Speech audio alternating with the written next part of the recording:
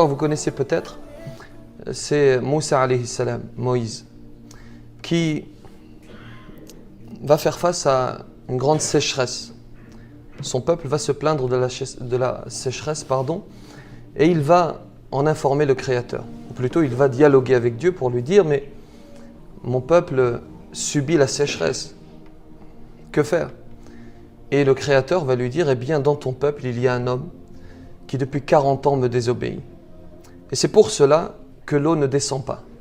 Et si cet homme se repent, eh bien, je ferai descendre la pluie. » Alors il va voir son peuple, les informe, et cet homme va se reconnaître. Effectivement, il va se dire en son fort intérieur, effectivement, il parle de moi, depuis 40 ans, je suis injuste, je désobéis à celui qui m'a créé, et sur le champ, il va revenir à Dieu. Sur le champ, il va se repentir, et comme Dieu ne trahit jamais ses promesses, il va immédiatement faire descendre la pluie, après le repentir de cet homme.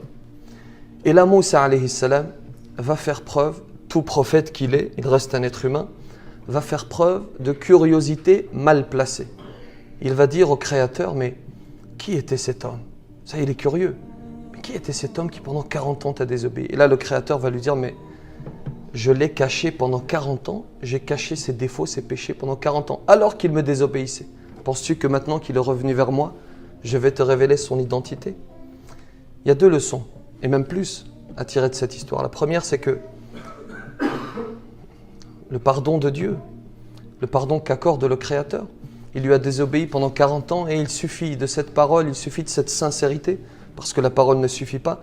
Et lorsque vous revenez vers le Créateur, comme j'espère ça a été le cas ici, revenez sincèrement, parce que sinon ça ne sert à rien. On ne peut pas jouer avec Dieu. On ne peut pas se dire, mais c'est bon, je reviens. Et puis tu as l'intention, en rentrant en France, de faire quelque chose qui va déplaire au Créateur. Au moment où cet homme est sincère, il revient à Dieu, le Créateur accepte son repentir. La deuxième des choses, c'est que il faut que nous n'ayons pas de curiosité mal placée. Pas s'intéresser, ne pas suivre, comme on dit en arabe, l'awra des gens, les péchés que commettent les gens. Vous en avez certains qui sont comme ça, qui sont à l'affût, qui veulent déceler la moindre faute. C'est un homme, il va fauter, tu vas trouver quelque chose. Mais sache que comme le dit le prophète sallallahu alayhi wa sallam, celui qui suit les défauts de son frère, Dieu suivra ses défauts. Et puis regardez la miséricorde de notre Créateur. Dans sa miséricorde, il cache nos défauts. Alors il ne faut pas que nous les dévoilions. Vous avez des gens qui prennent un malin plaisir à dévoiler leurs péchés.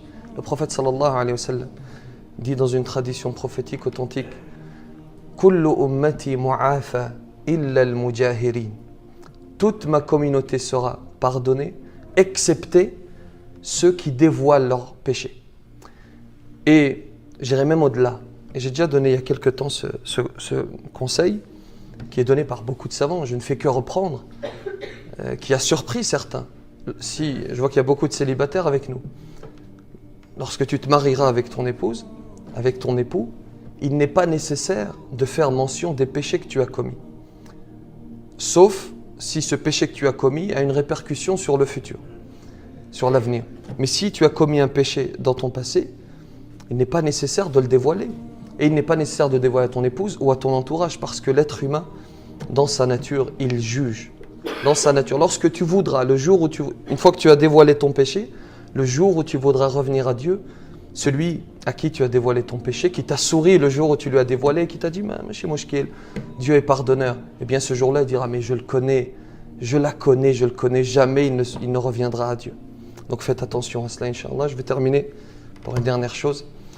Il y a quelque temps, j'ai rencontré ici, même dans cet hôtel, j'ai rencontré un Britannique d'origine pakistanaise. On a parlé quelques instants, quelques minutes, et on a sympathisé, quelqu'un de très très sympathique. Et moi je rentrais dans l'hôtel et lui il quittait l'hôtel. Et donc il y avait de faibles probabilités que l'on se revoie. Et il m'a dit une phrase qui m'a interpellé, une phrase très simple, triviale, mais qui m'a interpellé. Il m'a dit, cher frère, j'ai été enchanté de te rencontrer.